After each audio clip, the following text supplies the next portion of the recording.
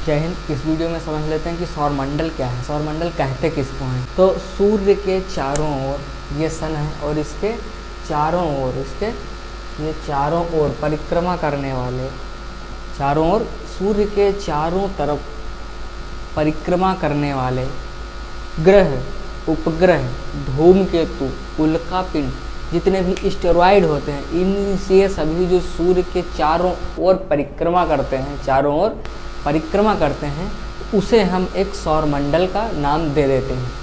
जहाँ पर ये हमारे ही सौरमंडल की बात नहीं हो सकती है, दूसरे भी सौरमंडल के लिए हो सकता है, जहाँ पर उसका एक अपना सन हो और सन के चारों तरफ जो ग्रह हैं वो सभी उसके चारों ओर चक्कर लगा रहे हों, या अपने जो अक्ष है उस अक्ष पर सभी ग्रह चक्कर लगा रहे हों, तो उसे हम सौरमंडल का नाम दे देते हैं या उसे हम उसका सौरमंडल कह देते हैं। ये कोई भी सौरमंडल हो सकता है जो इसमें सन हो, सन के चारों तरफ उसके जो ग्रह, उपग्रह, जो भी उल्कापिंड, एस्टेरॉयड वगैरह होते हैं वो सब उसके चारों तरफ चक्कर लगाएं, तो उसे एक सौरमंडल का नाम दे दिया जाता है। तो जो हमारा सौरमंडल है इसमें सन है, सन के चारों तरफ जितने भी ग्रह, उपग्रह, कोई भी एस्टेरॉयड है, जितने भी उल्कापिंड हैं, ये सभी सूर्य के चारों तरफ चक्कर लगाते हैं। सूर्य जो होता है तो ये सबसे बड़ा एनर्जी का स्टोरेज होता है। इन सभी को जो ऊर्जा मिलती है ये सन के द्वारा ही मिलती है। सन के द्वारा ही ये जो ऊर्जा होती है ये रेडिएशन के फॉर्म में आती है। रेडिएशन के फॉर्म में एक हीट एनर्जी, रेडिएशन एक हीट एनर्जी, यहाँ पर इनको गर्म ऊर्जा जो मिलती है यो हीट एनर्जी। हीट एनर्जी एक रेडिएशन के फॉर्म में इनको मिलती है। जितने भी ग्रह, उपग्रह हैं, कोई भी है, तो उसको जो ऊर्जा या ऊष्मा मिलती है वो सब सन के ही वजह से मिलती है। उसकी बदौलत सन ही है कि उसको ऊर्जा मिलती है। देखिए सन जो होता है वो आकार में बहुत बड़ा होता है और इससे बहुत ज़्यादा मात्रा में हीट जनरेट होती है जो सभी ग्रहों को पहुंचाता रहता है। जो हमारा सौरमंडल है इसी में हमारी पृथ्वी आती है और इनमें अन्य भी ग्रह आते हैं। हमारी पृथ्वी को मिलाकर इसमें पूरे टोटल 8 ग्रह हैं। तो जो हमारी पृथ्वी है वो भी अपनी धुरी पर एक घूमती है, वो अपनी धुरी पर घूमते हुए इस सोलर होता है, सन होता है, ये इसके चारों तरफ चक्कर लगाती है, वो अपनी धुरी पर घूमती रहती है। तो जो पृथ्वी हमारी है ये अपनी धुरी पर घूमती है और इसके चारों तरफ जो इसके उपग्रह होते हैं तो वो चक्कर लगाते रहते हैं। इसका सिद्धांत जो दिया था तो वो दिया था कापरनिकस ने। इसका सिद्धांत कापरनिकस ने दिया था कि हमारी पृथ्वी अपनी धुरी पर घूमती है और चारों तरफ उसके जो पिंड रहते हैं, जो उल्का पिंड रहती हैं और जो एस्टेरॉयड रहती हैं, जितने भी छोटे ग्रह रहते हैं, जैसे कि और जो उपग्रह रहते हैं, जैसे पृथ्वी का उपग्रह चंद्रमा हुआ तो वो पृथ्वी के चारों तरफ चक्कर लगाता है। इसका जो सिद्धांत दिया था वो कापरनिकस ने दिया था।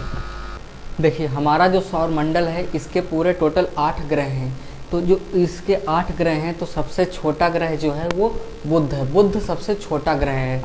उसके बाद आता है शुक्र, बुध के बाद शुक्र आता है, शुक्र के बाद पृथ्वी आती है, पृथ्वी के बाद हमारा मंगल आता है, मंगल के बाद बृहस्पति आता है, बृहस्पति के बाद शनि आता है, शनि के बाद अरुण आता है और अरुण के बाद वरुण ग्रह आता है।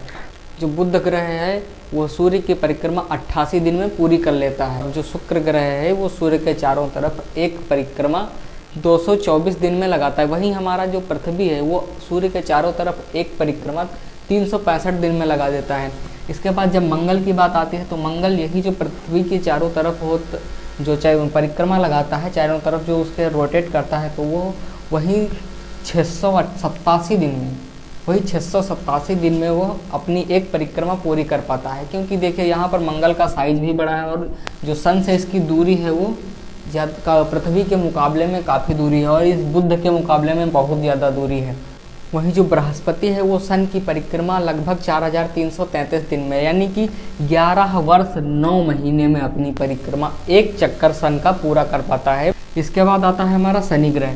जो शनि ग्रह है वो सूर्य की परिक्रमा करने में, एक परिक्रमा करने के लिए, एक चक्कर लगाने के लिए वहीं 10,769 दिन लगाता है, यानी कि लगभग 29 साल और 5 महीने का वर्ष लेता है एक परिक्रमा पूरी करने में। तो इसके बाद जो हमारा वरुण ग्रह है तो यही अपनी परिक्रमा एक एक पूरा चक्कर सूर्य के चारों तरफ लगाने में 30,686 दिन लेता है, यानी लगभग जो होते हैं वो 84 साल बन जाते हैं इसके।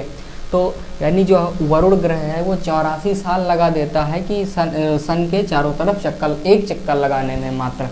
और उसके बाद जो वरुण ग्रह आता है, तो वरुण ग्रह वही 60,188 दिन ले लेता है कि एक परिक्रमा पूरी करने में सूर्य के चारों तरफ, जो 165 साल बनते हैं। 165 साल मतलब कि यहाँ पर 2 पीढ़ियाँ बीत जाती हैं, तब अपना एक चक्कर लगा पाता है वरुण ग्रह। तो इसकी वजह भी है ना, तो जो वरुण ग्रह है तो ये सबसे ज़्यादा पृथ्वी के सबसे दूर ग्रह यही है। सबसे बड़ा ग्रह बृहस्पति है। बृहस्पति बड़ा तो है, इससे साइज में बड़ा है, बट इससे कम दूरी पर है, इसलिए बृहस्पति अपना जो एक चक्कर लगाने में 11 साल 9 महीने का टाइम लेता है। और वहीं जो वरुण है ये हालांकि बृहस्पति से आकार में तो छोटा है, बट ये इतनी दूरी पर है कि इसको अपना एक चक्कर लगाने में लगभग 165 साल लग जाते हैं। तो अब यहाँ पर हम सभी ग्रहों के उपग्रह की बात कर लेते हैं। तो जो बुध ग्रह है इसका कोई भी उपग्रह नहीं है। उसके बाद जो शुक्र है उसका भी कोई उपग्रह नहीं है। जो हमारी पृथ्वी है उसका एक उपग्रह है जिसका नाम चंद्रमा है, इसका एक उपग्रह है। और जो मंगल है, मंगल का 2 उपग्रह हैं।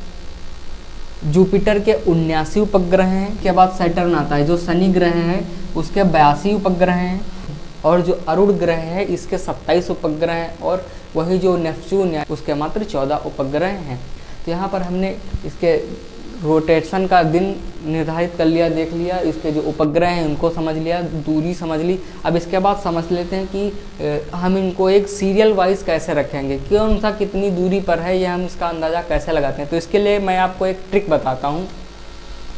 तो ट्रिक क्या है, मधुवंदना इनकी माता जी के साथ सन पर गईं। मधुवंदना इनकी माता जी के साथ सन पर गईं। तो M for Madhu, B for Vandana, E for इनकी, M फॉर माता, J फॉर जी के साथ SUN सन पर गई। मधुवंदना इनकी माता जी के साथ सन पर गई। इसका मतलब क्या हुआ, M फॉर मरकरी, पहला ग्रह मरकरी है, दूसरा वीनस है, और तीसरा अर्थ, E फॉर अर्थ, चौथा M फॉर मार्स, फिर पाँचवा आ गया है J for Jupiter, S for Saturn, U for Uranus, और लास्ट में बचता है N फॉर नेपच्यून। तो आप ये इस ट्रिक से बहुत ही आसानी तरीके से इनका जो क्रम वाइज सीरियल वाइज सीक्वेंस है आप इनको बहुत ही अच्छी तरीके से याद रखेंगे। देखिए, मरकरी के बाद वीनस आता है, वीनस के बाद अर्थ आता है, अर्थ के बाद मार्स के बाद जुपिटर के बाद सैटर्न, फिर यूरेनस, फिर नेपच्यून। लास्ट में सबसे लास्ट ग्रह कौन सा है, नेपच्यून। सबसे पहला ग्रह मरकरी।